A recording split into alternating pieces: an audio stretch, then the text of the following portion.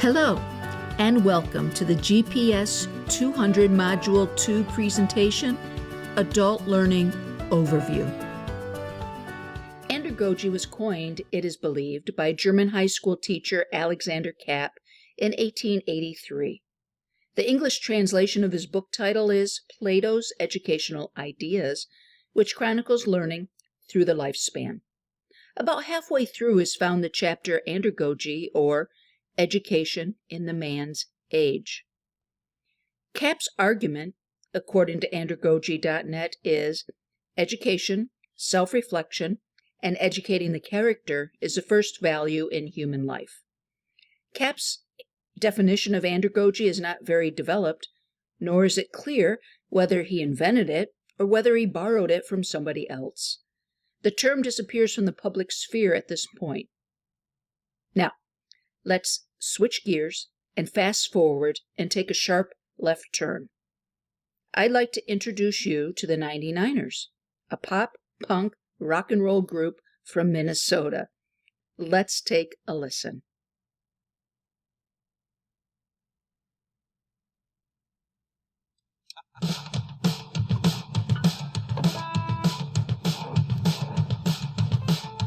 Hey, girl. What you say?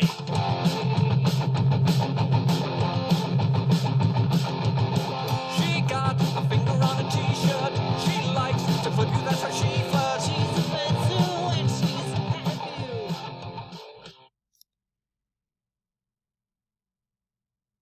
This is Dr. Steven Brookfield, a preeminent theorist and researcher of adult education and adult learning. Recognize him? Yes, he was the lead vocal in the short video clip we just watched. Fun. In 1995, Dr. Brookfield wrote a paper, Adult Education and Overview. Aside from its status as a 60,000-foot view of adult education theories of that time, Brookfield argues that there is no unifying theory of adult education. He states, adult learning is frequently spoken of by adult educators as if it were a discretely separate domain, having little connection to learning in childhood or adolescence. Before we can continue, let's pause a moment and let's try and define adult students, keeping in mind that there is no agreed-upon definition. According to the National Center for Educational Statistics, the following characteristics help define an adult student. First and foremost, age, especially being over 24 years of age. This population of adult students often have family and work responsibilities as well as other life circumstances that can interfere with successful completion of educational objectives. Other characteristics include, but not limited to, residence, i.e. not on campus, and level of employment, i.e. working full-time and having delayed enrollment after high school. Now, back to Brookfield, who continues his argument. Despite the plethora of journals, books, and research conferences devoted to adult learning across the world, we are very far from a universal understanding of adult learning. This chapter argues that the attempt to construct an exclusive theory of adult learning, one that is distinguished wholly by its standing in contradiction to what we know about learning at other stages in the lifespan, is a grave error. So, let's take a look at the world of adult education.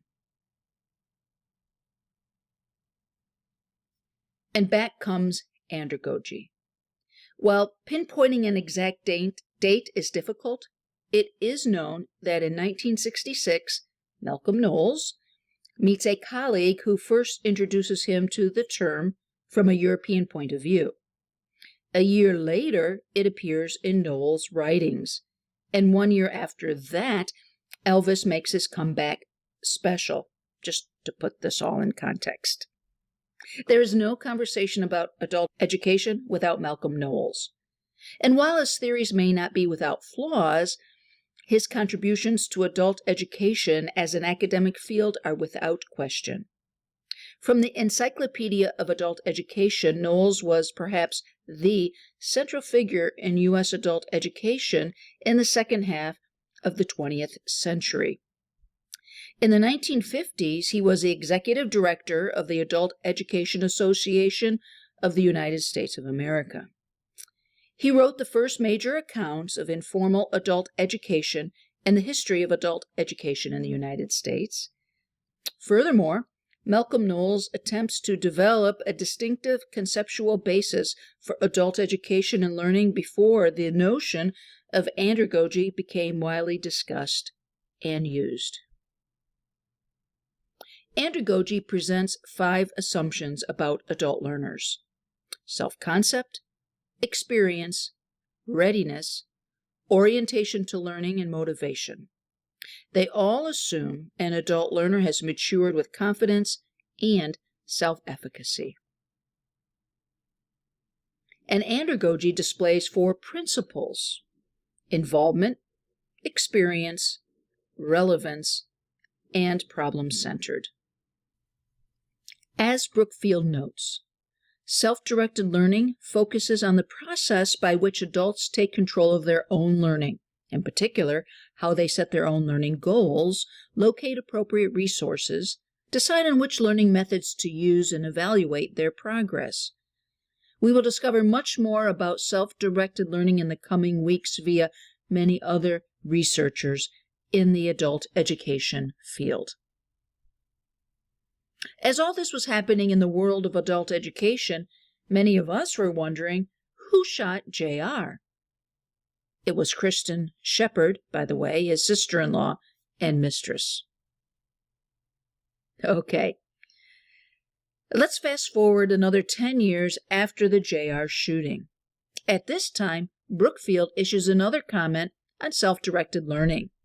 He states, work on self-direction is now so widespread that it justifies an annual international symposium devoted solely to research and theory in the area. He is referring to the first annual International Self-Directed Learning Symposium founded by another titan in the field, Huey Long. Huey Long has published more than 600 articles, books, and chapters on a wide range of adult and continuing education topics. He has maintained a career-long interest in issues concerning adult learning, particularly self-directed learning. He received the Howell International Literature Award in 1984 for his book, Adult Learning, Research and Practice. Huey initiated and maintained the International Self-Directed Learning Symposium since 1986. This annual symposium stimulated worldwide research in self-directed learning. Okay, let's pause a moment and take a peek at a classic 1984 moment.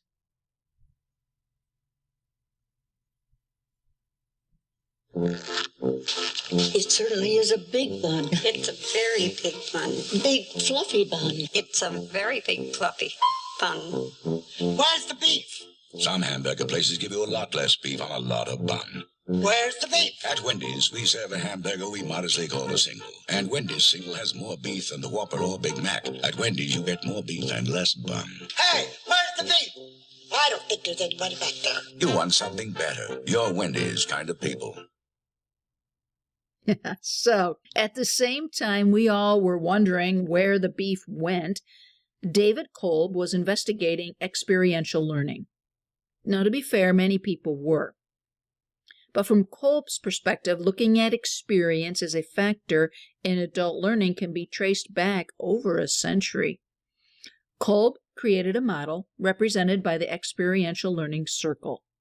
It shows concrete experience followed by reflective observation, followed by abstract conceptualization, followed by active experimentation. According to Kolb, the learning cycle can begin at any one of the 4 points, and that it should really be approached as a continuous spiral. As we leave the 80s and make our way to the 90s, we encounter Jack Mesereau and Hammer Pants. I don't know if Jack wore hammer pants, but I will admit I had a pair or two. Throughout the 90s, Mesereau's critical reflection became transformative learning, which is a process of using critical reflection to, simply put, change perspective.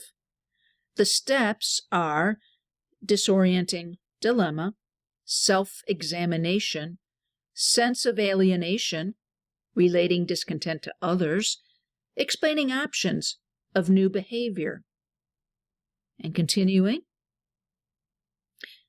building confidence in new ways, planning a course of action, knowledge to implement plans, experimenting with new roles, and reintegration. Now, pinpoint this around the time we were watching the on-again, off-again, on-again, off-again relationship between Ross and Rachel. As we entered the 21st century, new researchers explored new worlds, from the practical applications to the philosophical backgrounds of adult education. All right, let's go back to 1995, because the world was about to undergo a revolution. Online education starts popping up just as Brookfield is publishing his article, and by 2003, 81% of colleges are online. By 2014, it's 98%, offering fully online classes and or programs. Now, this has been by no means a full history of adult learning. The contributors are too numerous to mention, but it gives us enough to play with Brookfield's premise. Is there, or can there be, a unified theory of adult education? Brookfield laid the gauntlet at your feet when he wrote, "Most descriptions of how adults experience learning are rendered by researchers' pens, not learners themselves." In other words, become part of the conversation. Make your voice heard. You are the next phase in adult education theory. Educators are rock stars now. I mean, anything is possible. As we close, I leave you with Minnesota's own The 99ers. Enjoy and have a great week.